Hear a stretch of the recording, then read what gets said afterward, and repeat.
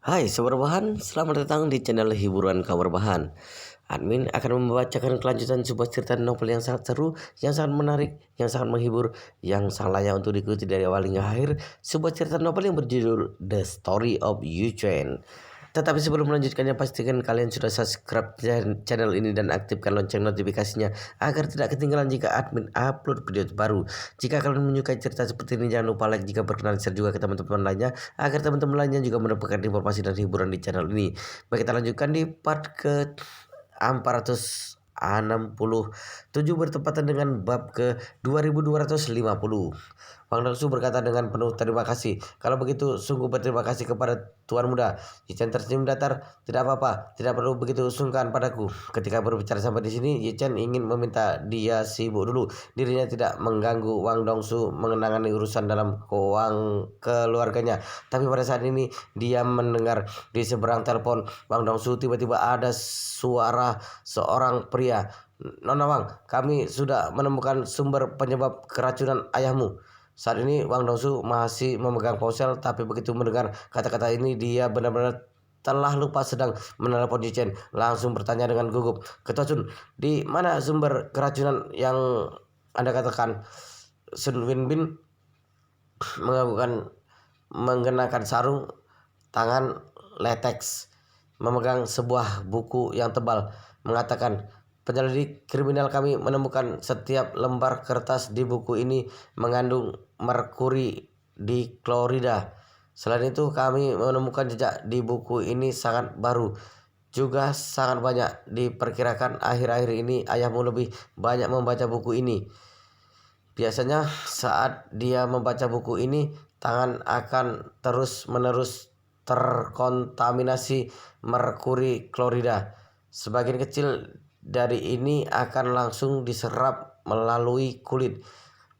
Masih sebagian lagi mungkin saat mengambil makanan maka akan ikut termakan mengikuti makanan. Selain itu, generasi tua saat membaca buku, mereka sering memiliki kebiasaan buruk. Ketika hendak membalikkan halaman buku, sering menjilati jari hingga basah. Aku tidak tahu apakah ayahmu memiliki kebiasaan seperti ini. Wang Dongsu mengangguk. Pelan mengatakan, ayahku memang memiliki kebiasaan seperti ini ketika membaca buku. Sebelumnya aku juga pernah mengatakan padanya bahwa tidak higienis membalik buku seperti itu. Tapi di generasi mereka sejak awal sudah terbiasa. Jadi kebiasaan ini tidak pernah diubah. Sun Wenbin mengangguk dan berkata, kalau begitu benar, menurutku kelebihan merkuri di klorida di tubuh ayahmu berasal dari buku ini. Seketika Wang Dongsu bagai disambar petir mengatakan, Ketua Sun, apakah ada orang yang sengaja ingin meracuni ayahku?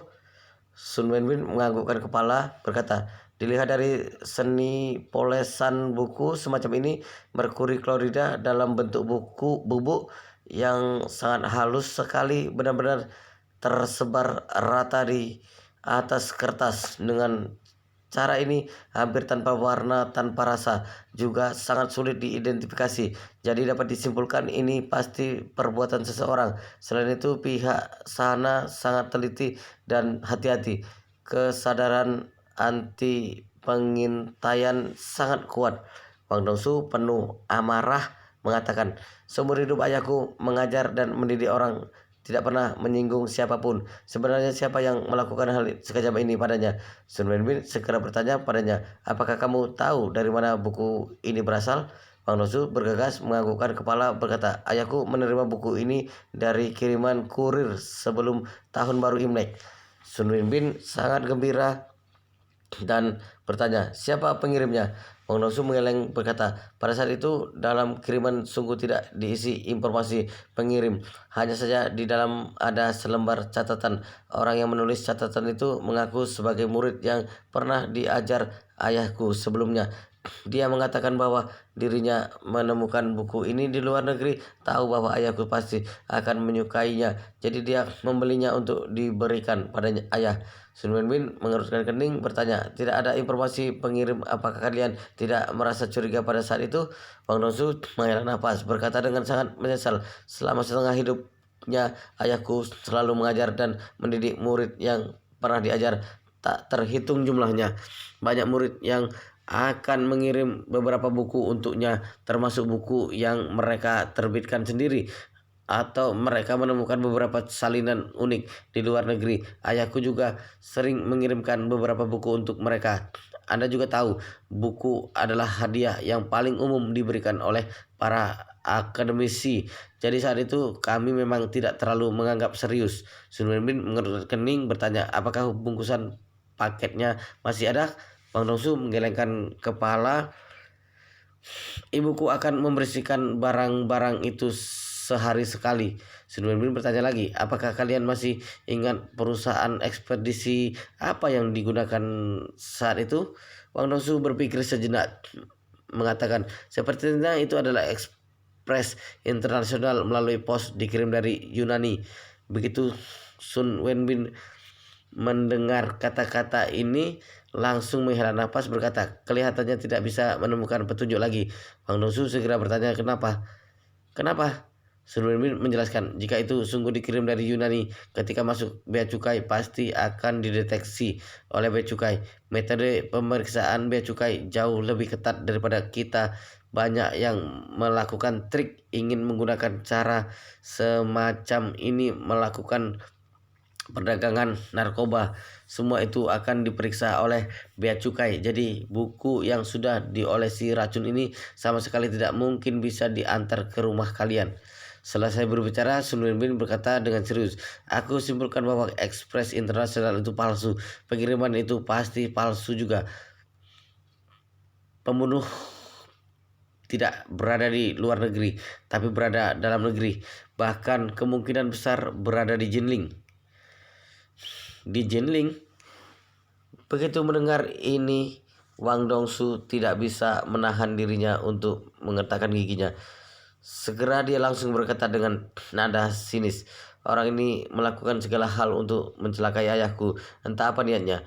Kapten Chun, aku mohon Anda lakukan sesuatu. Anda harus menangkap orang ini dan mengadilinya. Sun Wenbin mengangguk lalu berkata dengan serius, kasus kriminal yang menyangkut pembunuhan adalah kasus yang sangat besar.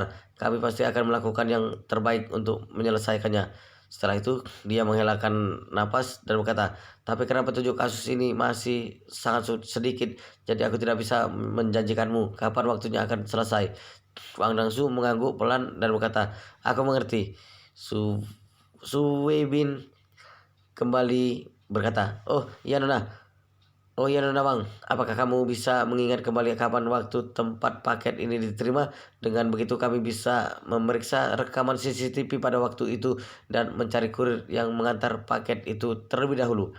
Bang Dongsu berpikir sejenak dan berkata, tahun baru kali itu aku sangat sibuk dan aku benar-benar tidak bisa mengingatnya. Anda tunggu sebentar ya, aku akan menelepon ibuku dan bertanya padanya apakah dia masih mengingatnya atau tidak. Baik, Bang Dongsu langsung mengeluarkan ponselnya dan bersiap untuk menelepon ibunya. Tapi saat ini dia baru menyadari bahwa telepon dari Chen masih belum ditutup dan waktu terus bertambah. Itu menandakan bahwa panggilan sedang berlangsung. Dia terkejut dan bergegas berkata kepada Chen, maaf Tuan Muda, baru saja ada urusan mendesak. Jadi Chen sudah mendengar semua percakapan dengan Kapten Sun dan dia pun langsung berkata dengan nada santai, Dongsu, berikan aku alamat rumahmu. Bang Dongsu bergegas berkata dengan tegang, Tuan Muda, aku tidak ingin merepotkan Anda dengan masalah keluargaku. Nada bicara Chen mendingin, beri aku tahu alamatmu. Sekarang juga aku ke sana. Mendengar nada bicara Chen yang begitu dingin, dia pun tidak berani melawan dan langsung berkata dengan pelan, alamat rumahku di Villa Jing Sui Yuan, belok kedua nomor 11. Chen mengangguk dan berkata, aku tahu perumahan ini tidak jauh dari diriku. 10 menit lagi aku akan sampai. Mendengar Chen hendak datang, Wang Dongsu pun merasa sedikit gelisah. Dia tahu identitas Chen sangat terhormat dan dia sungguh tidak ingin merepotkan masalah keluarganya kepada Chen. Tapi dia sungguh tidak menyangka bagaimanapun juga Chen adalah sosok yang sangat luar biasa. Dia tidak hanya tuan muda dari keluarga Yi, dia juga Master Yi yang sangat dihormati oleh orang-orang kalangan atas kota Jinling. Jika dia bersedia untuk membantu, maka tingkat keberhasilan dalam mencari penjahatnya pasti meningkat. Memikirkan hal ini, dia tidak lagi berpikir panjang dan langsung menyetujuinya. Baik Tuan Muda, aku akan menunggu Anda di depan pintu. Setelah menutup telepon, Wang Dongsu kembali menelpon ibunya yang sedang berada di rumah sakit. Dan setelah mendapatkan waktu yang tepat kapan ayahnya mendapatkan paket buku itu, pihak kepolisian pun langsung memeriksa rekaman CCTV pada jam tersebut untuk melihat apakah bisa mengidentifikasi sosok kurir yang mengantar paket itu atau tidak. Jika kurir ini berhasil ditemukan, maka ini akan mempermudah untuk melacak sosok penjahat di balik ini semua. Di waktu yang sama, Su Weibin juga menyarankan Wang Dongsu untuk sementara waktu jangan tinggal di rumah. Karena bagaimanapun kasus ini telah meningkat menjadi kasus kriminal dan motif dari pelaku masih sangat tersembunyi. Bagaimana jika dia masih ingin melakukan sesuatu pada Wang Dongsu dan Wang Dongsu sendiri takut tidak bisa menghindarinya. Wang Dongsu menerima saran dari Su Weibin. Dia berencana untuk pindah ke rumah sakit malam ini, lalu menjaga ayahnya bersama dengan ibunya. Pada saat yang sama, Su Weibin juga menyetujui untuk mengirimkan beberapa petugas kepolisian dengan pakaian biasa untuk mengawasi di rumah sakit. Hal ini dilakukan untuk menghindari pelaku kembali bertindak kepada mereka bertiga. Setelah staf divisi investigasi kriminal menemukan bukti, Su Weibin langsung menyiapkan diri untuk memimpin timnya untuk menyelidiki. Mereka telah mendapatkan bukti dan hal yang selanjutnya dilakukan adalah mencari petunjuk selanjutnya. Jadi mereka tidak lagi membuang waktu di Villa Wang Dongsu. Sebelum pergi, Su Wenbin berkata kepada Wang Dongsu, "Nona Wang, aku sarankan kamu jangan berada di rumah dan pergilah ke rumah sakit umum." Wang Dongsu mengangguk dan berkata dengan serius, "Terima kasih, Kapten Chun. Aku akan segera pergi setelah berkemas." Su Wenbin kembali berkata, "Baiklah, kalau begitu aku akan pergi dan rapat dulu dengan tim mengenai kasus ini. Aku juga akan segera menghubungimu jika ada perkembangan dari kasus ini. Tapi aku juga berharap kamu dan ibumu bisa kembali mengingat dengan teliti lagi dan hubungi aku jika ada petunjuk sedikit pun." "Tidak masalah, tidak masalah. Maaf merepotkanmu, Kapten Chun." Wang Dongsu langsung mengantar semua petugas kepolisian setelah mengungkapkan rasa terima kasihnya. Beberapa unit mobil polisi menderu dan pergi. Belum sempat melangkahkan kaki, Wang Dongsu sudah melihat Yu Chen datang dan mengemudi mobil BMW seri 5 milik mertuanya, Seo Chang Kun. Lalu dia pun tiba di depan pintu rumah Wang Dongsu. Melihat Wang Dongsu sedang berada di luar rumahnya, Yu Chen pun menghentikan mobilnya di depan Wang Dongsu.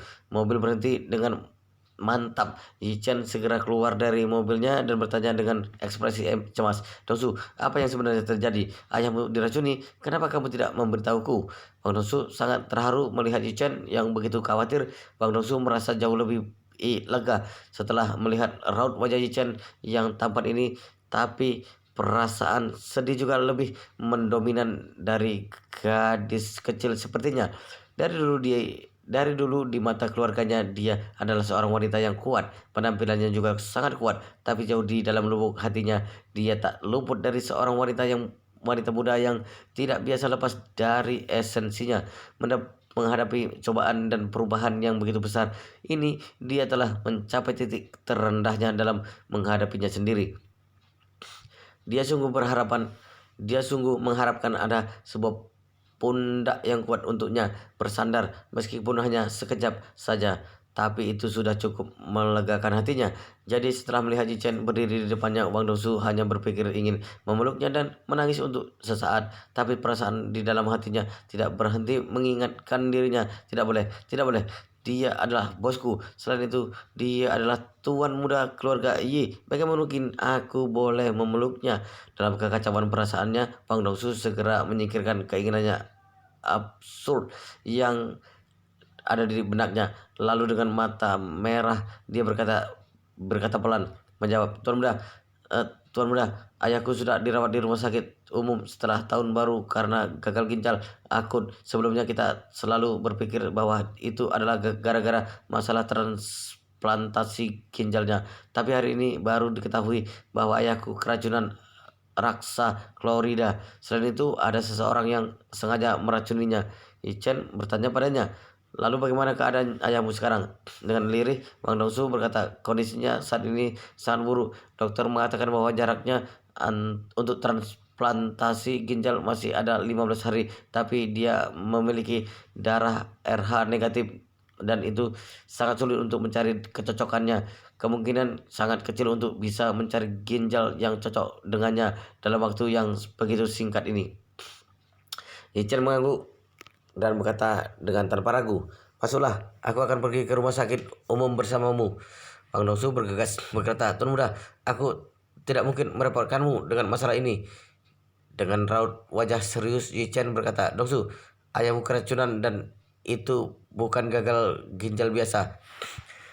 Hari ini dokter mengatakan padamu sisa waktu 15 hari untuk transplantasi. Mungkin besok bisa jadi berubah menjadi 10 hari dan bahkan 5 hari. Dalam waktu yang begitu singkat ini, dalam waktu yang begitu sesingkat ini, jika kamu berharap bisa menemukan ginjal yang cocok, itu bukanlah kemungkinan yang sangat kecil lagi, tapi tidak mungkin. Tanpa sadar, Wang Dongsu menunduk setelah mendengar perkataan ini. Pada saat ini dirinya tidak sanggup lagi untuk menahan perasaan yang ada di dalam hatinya. Apa yang dikatakan Tuan Muda memang benar. Seperti itulah kondisi ayahku saat ini. Kesehatannya memburuk dengan sangat cepat dan sama sekali tidak ada harapan yang terlihat. Satu-satunya harapan yang tersisa adalah ginjal yang ditemukan oleh Walter di Amerika. Tapi persyaratan yang diberikan oleh Walter itu sama saja seperti sebuah penghinaan terhadap diriku dan karakterku. Tapi jika aku tidak menyetujui persyaratannya, maka aku harus siap dengan keadaan ayahku yang bisa pergi kapan saja. Memikirkan hal ini, mata Wang Dongsu perih seketika dan air mata langsung menetes di atas lantai beton yang dingin. Kemudian segala emosi dalam dirinya bercampur aduk dan meledak. Wang Dongsu perlahan-lahan berjongkok dan menangis dengan terseduh-seduh. Melihat hal ini, Wang Dongsu selama ini yang dikenal Yi Chen sebagai seorang wanita yang tangguh, tapi kini dia tidak bisa menahan tangisnya. Hal ini pun ikut membuat hati Yi Chen sedih dan berpikir dia pasti telah mencapai titik terendahnya. Karena itu perasaannya pun begitu hancur. Sampai di sini Yi Chen juga ikut berjongkok di depan Wang Dongsu, menepuk pundaknya dengan pelan dan berkata dengan serius, Dongsu, jangan cemaskan jika tidak menemukan ginjal yang cocok. Aku mempunyai cara yang lebih bagus untuk menyelamatkan ayahmu daripada transplantasi ginjal. Ini bahkan bisa membuat ayahmu bebas dari rasa sakit akibat operasi. Mendengar hal ini, Wang Dongsu langsung mendongak. Dia menatap Yi Chen dengan takjub dan berkata, Tuan Muda, apa benar dengan yang Anda katakan?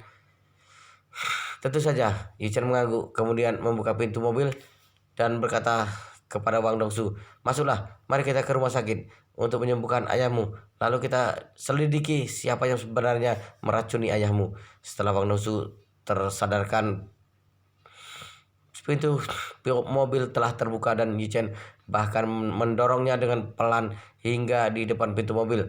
Wang Dongsu mengingat kembali perkataan Yi Chen, lalu dengan raut wajah tak percaya, Tuan Muda, apa apa Anda benar-benar mempunyai cara untuk menyembuhkan ayahku? Yi Chen mengangguk.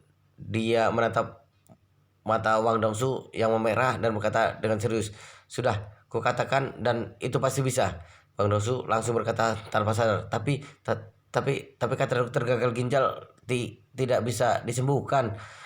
Dengan sepatah kata, Yi Chen berkata, dokter tidak bisa menyembuhkan. Tidak berarti Yi Chen tidak bisa. Sambil berkata, Yi Chen langsung mengeluarkan sebuah pil dari sakunya yang sudah dipersiapkan untuk diberikan kepada Wang Dongsu dan berkata, obat ini memang sudah aku persiapkan untukmu. Kamu bawa ini. Nanti kita berikan kepada ayahmu. Ketika sampai di rumah sakit, aku jamin sakitnya hilang. Dengan tercengang Wang Dongsu berkata, Tuan Muda, katamu obat ini memang dipersiapkan untukku. Jadi apakah sejak awal Anda sudah mengetahui masalah ayahku? Yi Chen menggelengkan kepalanya dan berkata, alasan kenapa aku mengatur acara makan hari ini itu semua karena ingin berterima kasih kepada kalian yang sudah mengunjungiku saat tahun baru. Jadi aku telah mempersiapkan sebutir pil pertolongan penyumbatan pembuluh darah yang bisa menyembuhkan segala macam penyakit. Meskipun khasiat pil ini tidak sebagus pil permajaan, tapi ini bisa menyembuhkan penyakit ayahmu. Mendengar hal ini, Wang Dongsu seperti terbangun dari mimpinya.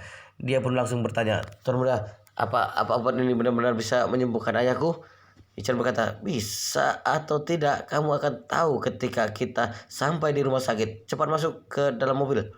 Meskipun Wang Dongsu juga tidak 100% yakin dengan pil Yuchen apakah bisa menyembuhkan ayahnya atau tidak, tapi hatinya saat ini sangat bersemangat. Dia pun bergegas mengangguk dan masuk ke dalam mobil di bawah tuntunan Yuchen. Kemudian Yuchen segera menghidupkan mesin dan meluncur cepat ke rumah sakit umum Jinling.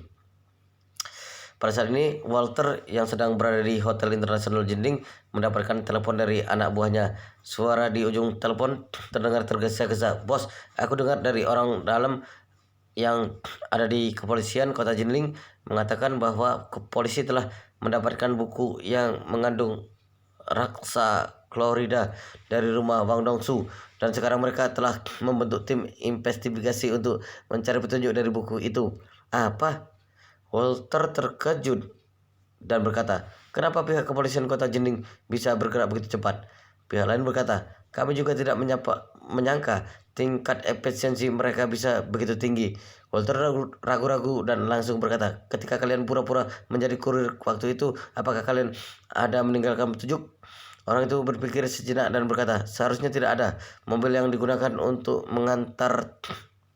pengantaran adalah mobil ilegal dengan nomor palsu, jadi tidak mungkin bisa mendapatkan petunjuk. Kurir yang mengantar juga mengenakan masker, jadi seharusnya tidak bisa ditemukan. Walter mengerutkan keningnya dengan erat, ekspresinya terlihat sangat serius dengan hidung mancungnya yang membengkok. Ini membuatnya terlihat sangat galak. Dia berpikir untuk sesaat kemudian memerintahkan, cepat bunuh orang yang menyamar jadi kurir itu. Pihak lain terlihat jelas tercengang. Dia terdiam beberapa detik dan baru bersuara, Bos Seju orangnya sangat baik dan pintar. Rasanya tidak perlu dibunuh hanya karena masalah kecil seperti ini. Dia masih sangat aman. Tidak perlu. Dengan suara dingin Walter berkata, apakah kamu mengerti yang dinamakan investigasi kriminal? Dia adalah satu-satunya orang yang terlihat di mata pihak kepolisian. Memangnya kamu pikir masalah selesai meski dia menggunakan masker? Apa memakai masker menjamin semuanya aman? Wajah orang ada telinga, hidung, mata, dan mulut. Masker hanya bisa menutupi hidung dan mulut. Pihak kepolisian bisa menyelidikinya melalui rekaman CCTV, lalu mencocokkan bentuk wajahnya dari mata, alis, dan telinga. Dan yang paling terlihat jelas adalah bentuk badannya, tinggi badannya, model rambutnya, dan bahkan caranya berjalan. Jika rekaman CCTV Wang Dongsu memiliki fitur rekaman suara, maka pihak kepolisian bisa melacak menggunakan bukti suaranya. Petunjuk yang terlihat begitu banyak dan kamu masih mengatakan dia sangat aman? Pihak lain langsung gugup begitu mendengar perkataannya dengan suara bergetar. Maaf bos, aku tidak menyangka masalah ini akan menjadi begitu serius. Sambil mengatakan gigi, Walter berkata, kalau begitu kamu katakan kepada Xiaoju. Katakan kepadanya bahwa aku telah menyiapkan uang tunai sebesar 1 juta yuan. Lalu kamu bawa dia untuk kabur. Bawa dia untuk pergi dari kota Jinling ini, kemudian bunuh dia di tengah jalan yang agak sepi. Sambil berkata, Walter juga buru-buru memerintahkan, ingat, gunakan metode keracunan. Jangan sampai terlihat adanya bercak darah. Jika sampai ada noda darah, maka akan sulit untuk membersihkan tempat kejadian. Pihak lain bergegas bertanya, bos, lalu jasadnya bagaimana? Langsung buang ke sungai? Kedalaman sungai mencapai 100 meter lebih, sepertinya tidak mungkin ditemukan. Dengan nada menghina, Walter berkata, "Dasar bodoh, tidak ada gunanya. Sedalam apapun sungai itu, di bawah sungai juga ada arus dan arus itu akan membuat benda mengapung. Jika sampai jasad itu mengalir hingga perairan dangkal, maka itu sangat mungkin untuk terdampar di pesisir. Kalau tidak, kamu pikir bagaimana biasanya para jasad yang tenggelam itu ditemukan?" Mendengar hal ini, pihak lain pun bergegas bertanya, "Bos, jadi apa rencana Anda?" Walter berpikir sejenak, kemudian berkata dengan dingin, "Seperti ini, kamu carikan jangkar untuk kapal, lalu ikat jasad itu di jangkar, dan kemudian buang jasad itu beserta jangkar. Jangkar itu akan menahan jasad di dasar sungai, seperti menahan kapal. Jadi tidak akan mudah untuk terbawa arus." Pihak lain langsung menyetujuinya dan berkata, "Bos, baik bos. Sekarang juga aku lakukan." Setelah menutup teleponnya, bayangan wajah seram Walter terpantul di kaca jendela. Dengan nada pelan, dia mengutuk, "Sialan, sungguh tidak disangka kepolisian kota Jinling bisa bergerak begitu cepat. Wang Dongsu, sepertinya aku harus kembali memaksamu." Kemudian dia langsung mengambil ponselnya dan menelpon anak buahnya. Begitu telepon tersambung, Walter langsung memerintah, "Siapkan mobil." 5 menit kemudian meluncur ke rumah sakit umum Jinling.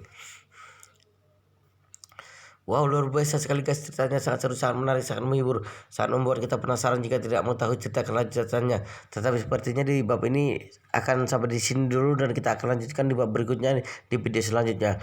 Pastikan kalian sudah subscribe channel ini dan aktifkan lonceng notifikasinya agar tidak ketinggalan jika admin upload video terbaru. Jika kalian menyukai cerita seperti ini, jangan lupa like jika berkenan, share juga ke teman-teman lainnya agar teman-teman lainnya juga mendapatkan informasi dan hiburan di channel ini. Baik, kita lanjutkan di bab berikutnya di video selanjutnya.